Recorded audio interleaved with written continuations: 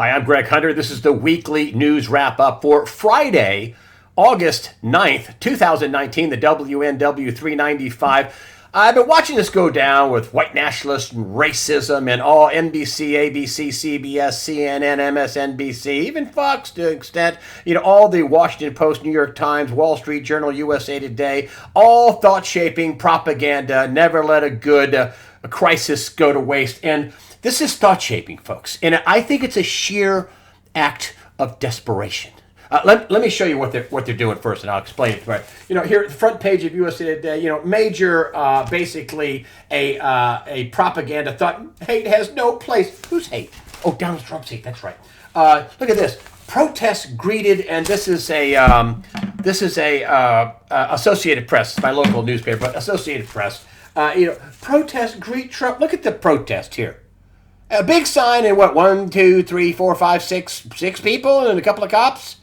Here's another thought-shaping thing, where they come out and are heated rhetoric, hate crimes linked? Some experts believe so. You mean heated rhetoric like I don't want illegal aliens crashing across the border and I don't want fentanyl and cocaine and drug coyotes selling children? I mean, that's hate speech? Please. Here we have, what the next thing is, never let a good crisis go to waste. Here are calls for a ban of assault weapons, but that's not what they want. And again, here's another political USA Today call, outrage, calls to action. Look how many people here. I mean, look how many people. They got this picture like everybody wants to ban assault weapons. Really what the left wants is they want to disarm the United States and disarm all people who may have voted for Trump. I brought this up in the past. They had a poll at Washington Post. I can't remember who they teamed up with, but a poll with Washington Post. They couldn't get 1 on 5 to want to do away with the Second Amendment. And this is what we're talking about. Not this bull crap of common sense, gun control. No. What's common sense to them is get rid of the Second Amendment. And in this Washington Post poll, they couldn't get 39% of Democrats. Everybody else was low double digits and single digits. Everybody, whites, blacks, Republicans, everybody, Asians, nobody wanted total ban of the Second Amendment. And they really don't want to ban the AR-15. They don't want that. We tried that. It was totally unpopular. Mitch McConnell is thinking about a assault weapons ban. Don't do it, Mitch. You're not going to make them happy unless you ban the Second Amendment. And I don't think Donald Trump is stupid enough, knowing what's coming down the pipe. Listen, we're going to have a financial calamity that's clear. He's not going to disarm his supporters. They want to do a background check that involves, if I have a kid and I say, oh, here's a shotgun for you, Timmy. Wait, Timmy, we have to do a background check for you. I know you're only 12 years old, but you need a background check. This is the kind of crazy stuff they want. They want to restrict guns. It's more common sense. Just common sense. That's what they really want to do is get rid of the Second Amendment, and it's wildly unpopular. But Mitch McConnell is considering Donald Trump was supposedly, of course, this is a Washington Post story, so who knows, the liars, was supposedly had talks with Wayne LaPierre at the NRA, warning him not to do this. They don't want this. Because it's a slippery slope. What they really want to do is they want to impugn the Second Amendment. They don't want to have anybody fighting back. And think about how dangerous that is if the whole system goes down. I mean, they were talking about looking into the abyss with long-term capital management in 1998. And then we had the dot-com bust. And then we had the housing crisis bust where we had TARP and trillions of dollars to bail out people like Warren Buffett. I mean, listen, the economy should have gone under in 2008. And Greg Manarino has the quote of quotes, and that is 2008 was the party over moment. Everybody knew it was over. Hey, listen, Bush should have never done away with the Glass-Steagall Act, in which that has separated investment banking, the hot shots that want to do all kinds of crazy stuff and take all kinds of risks, and commercial banking, your regular bank, your county bank, your local Wells Fargo, that wall got taken down. So when it blew up, okay, guess what taxpayers had to do? Had to bail out all these people. This is why I'm always ragging on Warren Buffett. That my secretary pays more taxes than I do. Yeah, your secretary doesn't get multi-trillion-dollar bailouts. And now that incompetent boob is sitting on, 120 some odd billion dollars at Berkshire Hathaway? He was rewarded for being incompetent and not paying attention to his risk profile, as were many other crazy bankers in that. And we've been living on this, and this, quantitative easing round 1, 2, Operation Twist, 3. We've been living on this crazyville of monetary policy where the only thing is driving the market up, and the only thing that is propping the market up is this loose money policy and cash buybacks. And listen, I'm not an anti-Trumper. He was 40 some odd trillion dollars in debt the day he put his hand on the Bible and got sworn into office. What's a few more trillion in debt? Obama should have put an end to this. This happened on his watch. I mean, right when he was coming into office. Why isn't just before his second term did he put the kibosh on this? Oh, because he wouldn't have been reelected. And now there are people out saying, well, Donald Trump, he's not doing the right thing. Really? We were 40 trillion in debt? You think that was going to go away? What's the right thing? Let me tell you what the right thing is. A total repudiation, a total blow up of the market, and people are going to take losses, and that's what should have happened in '08. Warren Buffett would have been retired as an incompetent boob for losing all of his clients' money if it wasn't for a government bailout. Goldman Sachs would be out of business. General Electric would be $1 a share and working its way up from there. We've been living in a fantasy. And the pretending is ending, and not even Donald Trump can stop this. Now, he's the guy, I think, in charge to take care of this, but this is why they're pushing for a total confiscation of guns. That's really what they want. You've heard many people say, well, I think we should have an Australian style. Listen, they confiscated everything, but a shotgun that broke in half, and maybe a revolver that had 5 or 6 shots, and a bolt-action rifle that could hold 3 or 4 rounds. Just enough where you can't fight back for the tyranny. And look at this. Here's something a friend of mine sent me just before I went on the air. I got to show this to you, and please take this in. This is an actual quote. We're sending assault weapons to rebels in Syria to confront a regime that does not represent him. Meanwhile, back in America, there is no reason why any American should own assault weapons. Really? So you'll send weapons to people to overthrow somebody, and you'll disarm somebody for what? So they could be overthrown?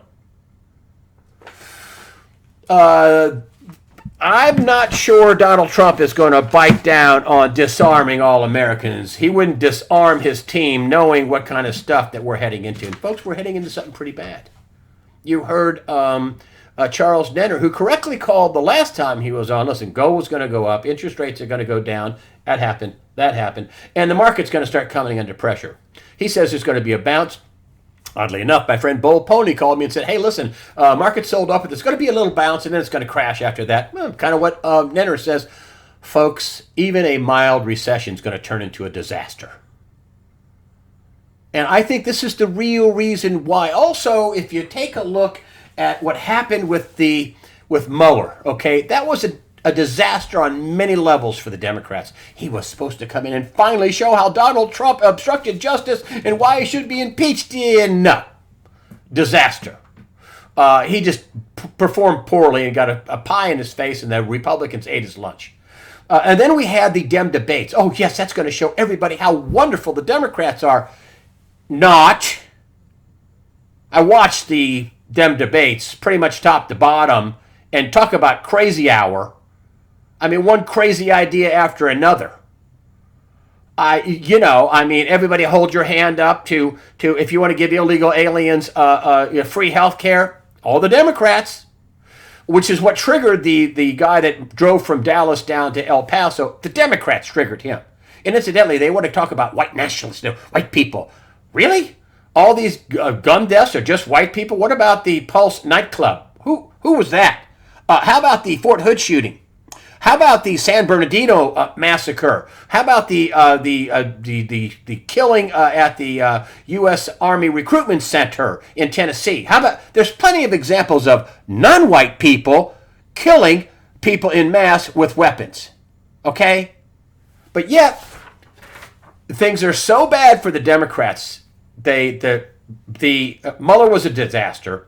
You have the debates were absolutely. You don't need Project Veritas to expose crazy anymore. You got it, okay? Which most people find it to be a huge turnoff. Democrats find it to be a turnoff.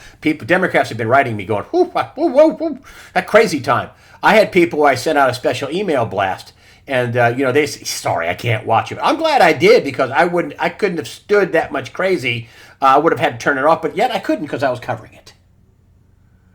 And so that's bad for the Democrats. There's nothing really good for the Democrats.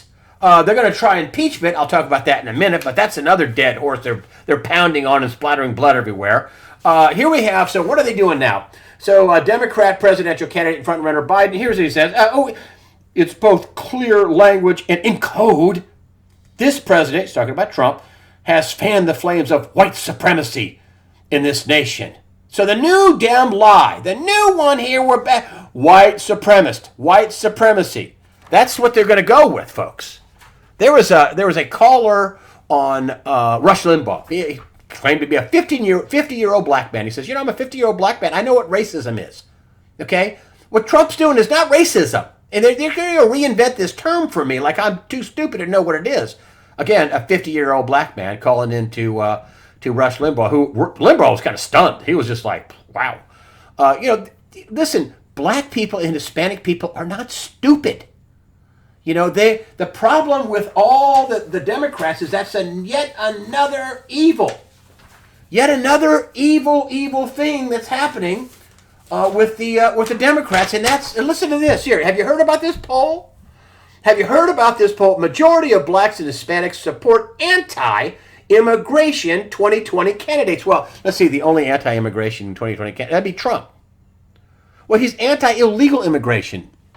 And look who the poll's done by. Look at this. The latest Harvard as an ultra-liberal Harvard Harris poll reveals that about 70% or 7 in 10 U.S. voters said they would be more likely to support a 2020 presidential candidate who stands for strengthening our borders to reduce illegal immigration to the country. That's just unbelievable. Have you heard about this poll on CNN and MSNBC and the Washington Post and New York Times, even the Wall Street? No. The Democrats know this. And like the guy that calls into Rush Limbaugh, who claims to be a 50-year-old black man, says they're reinventing the term racism. That's not racism. He says, I even voted for Obama. Not anymore.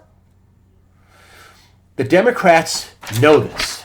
That's why this constant pounding of racist. He's a racist, white supremacist. Going up the ante now, white supremacist. Everybody, all the Trump voters are white supremacists. How about all those black people and those Mexicans that voted for Trump? They're white supremacists too? I mean, it's idiocy. And here we have, so you wonder why Nancy Pelosi is, Dem majority backs impeachment, because that's all she's got. They can't beat Trump, so she has to consider one Hail Mary long shot after another. They've already been asked this question in the House and got beaten down badly. They're going to go for it some more because they don't have anything else. And then you have Donald Trump. And listen, I tell you, it amazes me if you look at the mainstream media and then you go to the real Donald Trump on Twitter.com. It's like, what? It's like another world.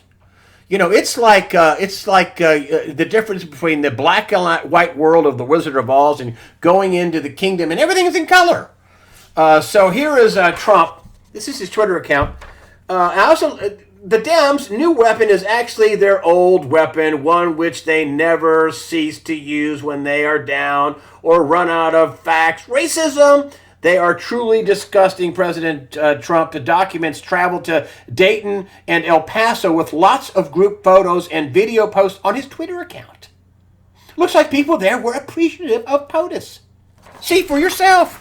Here's one of the videos I pulled off. One of the look at the people around Donald Trump smiling, hugging on him, and hanging on him. There's one video after another. Clip it's a video. This is not a Photoshop, folks. you had people at, Beto, saying, don't go to El Paso, and other of these crazy Democrats, the president shouldn't go. Like, they're blaming the president. And they never blamed Obama for Sandy Hook, did they? And nobody wants to talk about how Chicago was down to about 500 gun murders a year, mostly all minorities. Black Lives Matter, not in Chicago, not in Baltimore. So far, 200 murders this year, Baltimore. Not a crisis. Not a crisis. That is not a crisis. But speaking of which, those racists, before I get to that, let's get to that. MAGA supporters. So MAGA supporters cleaned up 12 tons of trash in West Baltimore streets. Now, how do you think the people responded to that? They loved it, but yet the Baltimore Sun criticized this as a, quote, good photo op. Organizer Scott Presser answered, how about putting on some gloves to pick up trash?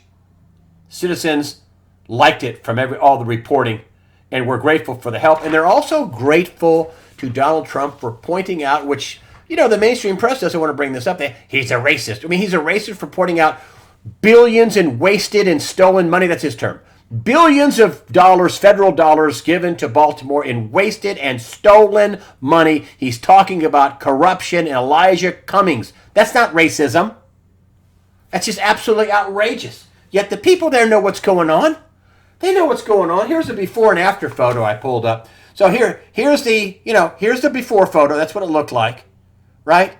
Okay, here's how it looked after they were done. They have photo after photo of alleys and junk and tons of stuff cleaned up. 300 of MAGA supporters, because they're all racist. 300. I'm joking. That's absolutely not true. But if they're so racist that they're there helping these people clean it up. And what does the Baltimore Sun say? Oh, just a photo op. I mean, you're saying that that minorities can't take care of their neighborhoods. Maybe they just need some help. Maybe they just need their leaders to quit ripping them off. Like the Democrats in Puerto Rico, ripping off everybody down there. They finally got so sick of it, they started protesting. Yeah, the Democrats are running things and they're ripping off their people while they're living in squalor. They're living the high life with all this money. Another little story, I'll just read you the headline here. This is from a survivor, a sister, pure evil sister of El Paso victim, shreds Dem for not welcoming the president and politicizing the shooting. I mean, you seriously need to make this a normal viewpoint, a normal appointment to take a look at what's going on with Donald Trump. It's the real Donald Trump, his Twitter account. You can't miss it. There's almost 63 million followers. Now imagine that. He's got more audience than MSNBC, NBC, CNBC, Fox News, and just about anybody else that he tweets out to. 63 million. And then all those people cover his Twitter account. Well, some of it. But you should see the videos on there. It's just like, whoa, I mean, you would think that people hated him. Nope. He locked the press out so they wouldn't ask him embarrassing questions to try to turn it into a war in the hospital. But man, there were people, photo and video after video, people clamoring to get around the president. Clamoring. Which is not what the press wants, which is just a propaganda arm of the Dems. They don't want that. You don't want the president looking good. No, we're not going to report anything. We want some reporter inside the hospital to ask some embarrassing questions. We're out to get him. When I was at CNN, I was never out to get anybody. I was an investigator correspondent. And boy, we're not going to get anybody. They're going to get themselves, and we're going to deem whether or not it's something that the public needs to know about. We're not going to get anybody. You have to be, I was either a Democrat or Republican when I was an investigative reporter at CNN and ABC and about the TV stations I worked at. No, I'm going to follow the truth, the facts, the data, and that's going to paint the picture for me. Period. The end. Not anymore. Nope. Now imagine this now. So these are these signs all over the place. They're all over New York. Can you imagine what would happen if signs like this, I'll give you a close-up, like this, and this, just read along with me. Death camps for Trump supporters now. Now, can you imagine if you were posting signs like this all over Baltimore or all over New York or San Francisco or LA saying, death camps for Biden supporters now. Death camps for Bernie Sanders supporters now. Could you imagine the outrage? But, this is being posted all over New York City. Yeah, not so much. You had a former CNN contributor who I think got booted off the show, but still he's got a Twitter account and Twitter doesn't ban him. He says that that he's talking about his Twitter sending out tweets about the president being a white nationalist, a white supremacist. All of them, white nationalists, white supremacists, all the people that voted for Donald Trump, they're white nationalist terror supporters. The MAGA hats are really a KKK hood. I mean, this is the guy who used to be on CNN not too long ago. Evil racist scourge must be eradicated. This is the violence is coming from the left. And yet this is the kind of Twitter account that Twitter, go ahead, do all you want. Do anything you want. And here we have Mitch McConnell on the other side. Here we have McConnell, the majority leader in the Senate, which is the number 4 in power, I believe, for to go to the White House if all the other people, die or something happens to him. Mitch McConnell campaign suspended from Twitter for highlighting violent threats. What violent threats are those? Let's see. The campaign account for Senate Majority Leader Mitch McConnell was suspended from Twitter after sharing a video of protesters allegedly making violent threats against the senator, including a protester saying, "Just stab the," wait for it. This was actually what was said in the Breitbart story. "Just stab the motherfucker in the heart." Twitter had no problem with this trending Massacre Mitch trending on the platform. No problem with that. But they suspended Mitch McConnell's campaign Twitter account. The violence is coming from the desperate left. They're desperate. They know they got nothing for 2020. They got a bunch of crazy meatheads battling it out to try to out crazy one another at these debates. And Joe has gone full AOC, the squad with higher taxes, banning all weapons, universal basic income, no borders, do away with the border patrol, sanctuary city. This is the leader of the front runner for the Democrats. There are Democrats that write me all the time that say, "I'm not going to vote for that." What? This is complete crazy time. Again, the shooter for San Antonio was triggered by these debates. Now listen, he's nuts. Nobody should be triggered by anything. But there are plenty of people who are scared about the ideas that Nuttyville, the Green New Deal, which is a conference of crazies that thought this up on the weekend, that they don't care about. All they want to do is control. The plan will not work. It's going to hurt everybody and make everybody's expenses rise when already people are having a hard time, making it. I don't have a lot to say. I could go on and on about the economy. Listen, it's not as strong as you think it is. And the president knows it. Here's the yields. Think about this. Walking into a bank and going, "Hey, I'd like to tie my money up for a month. What can I get?" "Well, Mr. Hunter, you can get 2.2%. "Hey, let's say I tie it up for a little longer, like 10 years. How much can I get then?" "Well, you get less." "Excuse me?"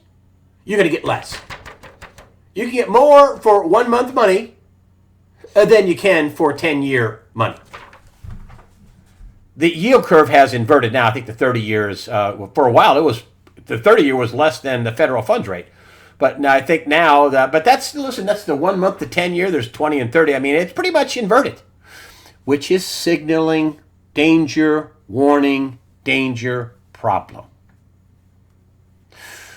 Even if we have a mild recession, the world is so indebted. If they stop making the payments on now, $250 trillion, and then the exponent are all the derivatives, I mean, it's going to get out of control. You have Deutsche Bank still under $8. You had Charles Denner talking about that. Said, they can prop it up, but they can't stop the overall trend. And the overall trend is, it's been going down.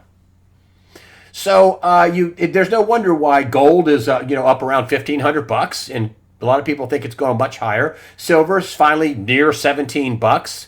A lot of people think it's going much higher. They've removed the debt ceiling. We didn't raise it to where we can bounce up against it in a year or two. It's poof gone. I mean, there's going to be some. I think you keep hearing this. We're going to have inflation or we're going to have deflation. Hey, I think we're going to have both. It's going to be the craziest world you've ever seen.